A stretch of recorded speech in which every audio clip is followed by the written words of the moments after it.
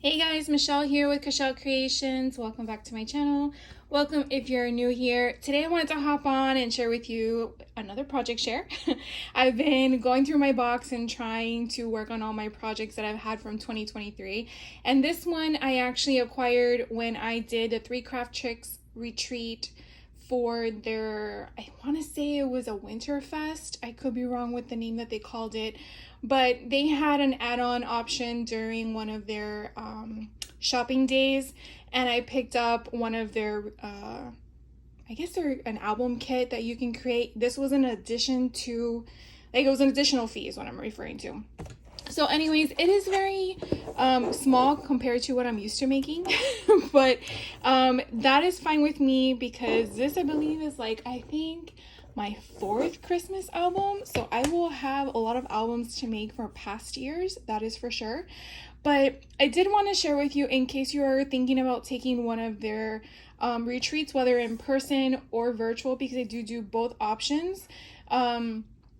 I believe their Christmas ones are ready for sale, which will be for December or November-ish. I don't really know what time of month that is. Every company does something a little different, whether it's before or around the holiday season. Either way, I'll drop a link down in the description box below if you're interested from what you see. But again, this was an add-on kit. This wasn't part of the actual retreat. So let me just dive right in because I feel like I'm wasting your time by chit-chatting. The front cover, I did not change. This is basically a Simple Stories 6x8 album that I believe is probably still for sale, if not on their website, which I can put the link down as well if it's there. And so I really liked the cover, and I didn't want to embellish it yet because, again, I don't know when I'm going to use it, but I just love it. It's just simple, plain Jane, but also pretty. So I went ahead and followed the kit that I believe Lauren put together, which is Michelle's Crafts daughter, and I kind of followed along. Again, I felt like if you've never made an album kit together, this is pretty much a very simple one in regards to just putting things together and then embellishing it. It wasn't a lot of paper cutting and piecing. It was more of finding the items to put in it. I did do a little modification. Some things like this is a pocket, which I think it was like that in the album instructions. This also folds out, and so you have another little fold out, so you have like 2 little flaps. And then it's obviously your choice if you like to foam dot it to give it that dimensional effect. This one was kind of cute. This would come off, and then you will have a little fold out there. So that was kind of cute, something different. And this would just adhere on top of the 6x8 page protector. And you pretty much just go around and you just, add your stuff. Some of them came with the album kit, and I will also try to remember to put a link to my walkthrough when I purchased this. I think it would be in my 3 Craft Chicks shopping that I received the packaging for, because again, it wasn't part of the retreat itself. It was a purchased add-on kit that I acquired. So again, I mean, this kind of gives you some ideas if you're working on something yourself. This was kind of cool. This is actually the front cover of the 6x8 paper pad, and all I did was just cover up the word of the album and then the barcode at the bottom. I gotta figure out what I'm gonna place here as a focal point, but on the back side you definitely have another thing because it is white, so you can just add everything to it. And then again, just going through this one here, we just sliced the normal, that is 3x4s, and you have 4 of them. And so you just slice that off and just kind of gives it a different dimensional look. And again, I like to only put the glue at the bottom because I don't know what I'm going to be placing here. So I kind of basically leave that portion of it open so it can allow me to go forward, to go under it in case I need to have something larger. And then again, these came with the album itself, so I just embellished it. Now this was something cool and different I've never seen before.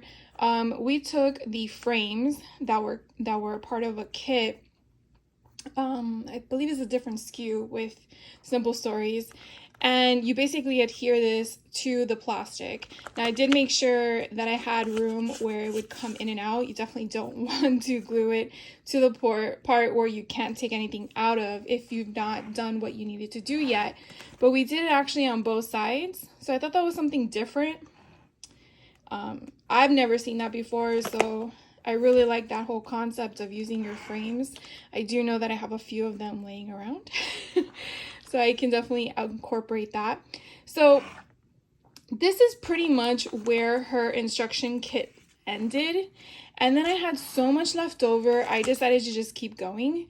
Typically, at least for me, I find when I am working on a project and I find leftover bits, if I still have enough energy in the day, then I go ahead and just keep working and keep going with my creative juices, because I really feel like sometimes you need a jump start, kind of giving you a car reference. But if you get a jump start, it gets your wheels going, your crafty mojo going, and therefore you just keep going and going with everything you have in front of you and kind of using the same concepts. So it's pretty much what I did here. I mean, again, I just put little stickers, and on the back I did the same thing here. And then I had, again, some leftover pieces that she didn't use in her instruction sheet, so I just added some foam stickers and stuff like that. This one I thought was kind of fun that I put together. I used some of the scraps that was left over, and this was a really pretty piece from the 12 by 12 paper pad, or 12 by 12 sheets of paper.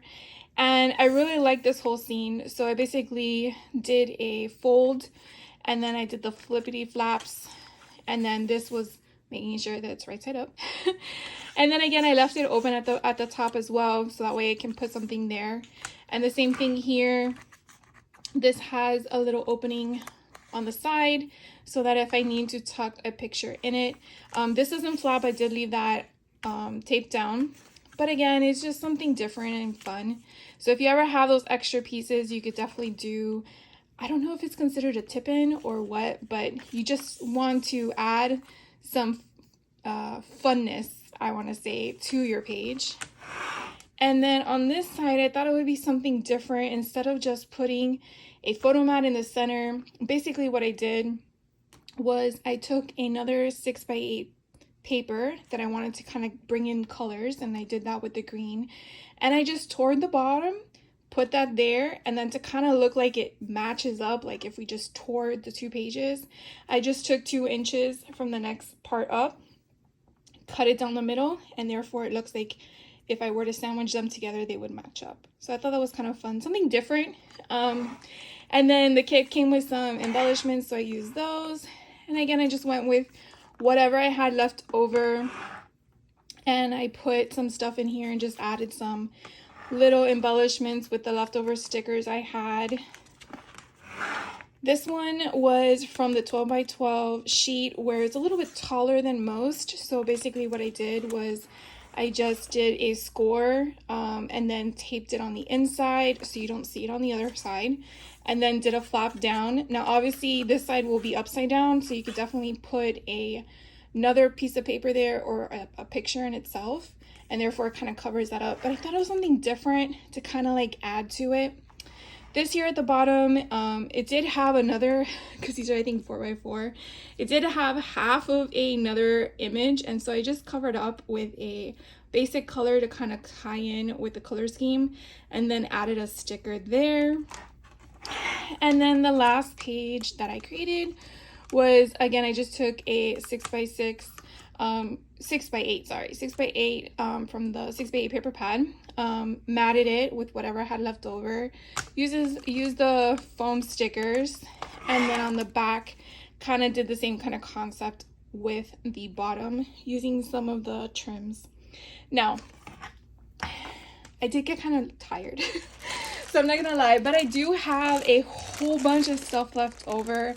I'm not sure if I'm going to keep going because I went through all the paper pad that was left, which was only from the 6x8, and it really would be like the same color and pattern.